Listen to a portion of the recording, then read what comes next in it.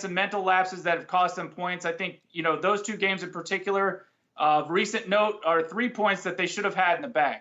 Mm. Are you genuinely worried, though, Jared, that you would be dragged into it? 5 points, as I say, from you and the bottom of the table. But do you think you're in immediate danger?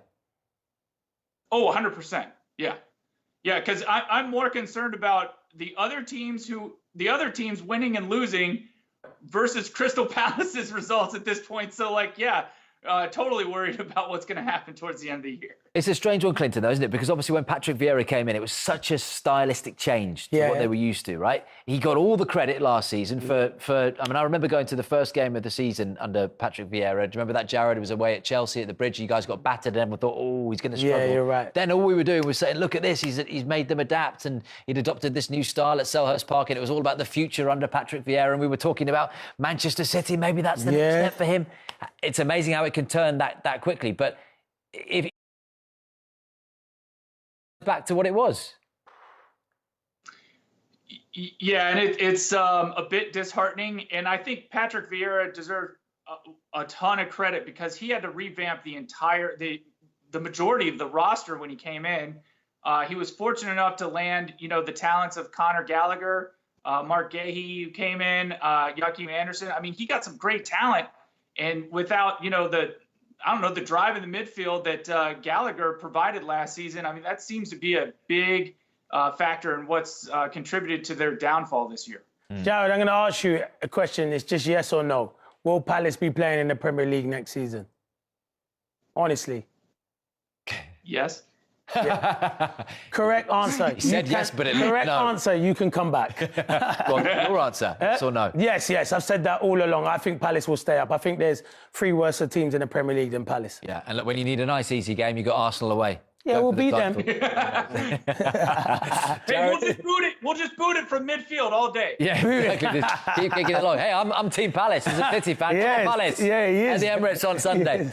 Enjoy, Jared. Things can only get better, and I'm sure you will be playing in the Premier League next season. Let's go speak to someone who supports a team who are going to try and spoil that party at the weekend. Glenn's in Kenya, Arsenal supporter. Glenn, you love Patrick Vieira. Go on, give me your view on that before we talk Arsenal. Too soon for Palace to pull the plug? I think so. I think I was actually thinking he could stay there for like a few years or something, and he was building something great. But this year, to be honest, they've not been great. I was very surprised that they've gone they had 3 games, not a shot on target, so that does not bode well for him. But surprised he was sacked. Hopefully they can get someone. I also want Crystal Palace to survive, but not this weekend. Hopefully it goes wrong for them this weekend. and a chance, Glenn, for Arsenal to go 8 points clear of Manchester City, because obviously City are playing Burnley in the FA Cup. That's a decent-sized cushion if you can do it. The psychology comes into it. Yep, big game.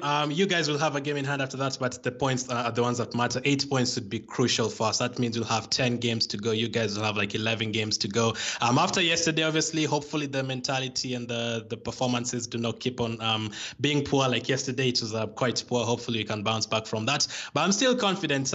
Maybe the one thing that could affect us is the new manager bounce. If Crystal Palace can get the caretaker manager going, just like Sean Dyche did with us with Everton.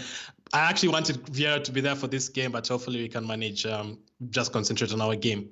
That's what I was going to say, Glenn. You always have that new manager bounce, and there's obviously always have that speculation, should you sign Wilfried Zaha? He always turns it on 9 times out of 10 against Arsenal. But what I was going to say is you might be struggling because you might not have Saliba. If Saliba doesn't play on Sunday, I think that's a huge blow. And how do you think the confidence will be within the camp after getting knocked out of the Europa League last night? We need to give Saliba those injections because we definitely need him tomorrow. Holding, obviously, not the best, and up against Zaha, that is not something I'd like to see. Obviously, it does affect us a lot. We wanted to be in both competitions just to keep the momentum going and everything. And obviously, as I said, the performances as well have not been great. Out of the 8 Europa League games we've played, 7 of the performances have not been great. And injuries as well. I started picking up injuries. Nketiah, Jesus, you were subbed off yesterday. Hopefully it's nothing serious as well. Saliba, all those guys were subbed off. So maybe the injuries could affect us, but I still believe we have a decent team to take on Palace this week. And I'm actually glad the international break is coming up. I think we need those 2 weeks to get everything going once again. I had my Sporting Lisbon shirt on last night. I was cheering that result, that final penalty went in. All jokes aside, was you? Because yeah, you 100%. Why you don't cheer the English teams in Europe? Glenn, tell me, in all seriousness, do you think that's a good or a bad thing for Arsenal? Obviously, you want momentum in sport, but the fact that you've not got to worry about any European football as you go for the title, and City have got Bayern Munich, if they get past them, who knows who they could have? That's why I'm surprised you said you're supporting Sporting. I thought you'd want to support Arsenal so that they have more games, because I was definitely supporting City against Leipzig. I was sharing every single Haaland goal. And now you have Bayern, and if you beat Bayern, you're going to have Chelsea or Real Madrid. So I want you guys to have as many fixtures as possible. For us, I think it could be a good thing. I think by next zone, we could have a decent squad to go for a lot of competitions. But right now, with the injuries and everything, I don't think we're ready to compete for both. And if we had won yesterday, we'd have been playing Juventus in April, right next to playing City and right next to playing Liverpool. I don't think we have the squad for that. So I think it can only be a more positive for us more than negative. Yeah. Still Arsenal for you? You still think City, don't you? I've never said Arsenal. I've always said Man City. I said that at the start of the season. I still think it'll be Man City. But listen, I have to give 8 points, though. If Well, that's what I'm saying. If they beat Palace, it's 8 points. Then you think it is advantage Arsenal. But there's going to be lots of twists and turns from now to the end of the season. What if Arsenal go to City at the end of April with an 8-point lead? Oh, yeah, if they go to City. Yeah, but that's different because then they've got, in April, that is their toughest fixture list, Arsenal. If they come out of that, they win the Premier League. Yeah. Definitely.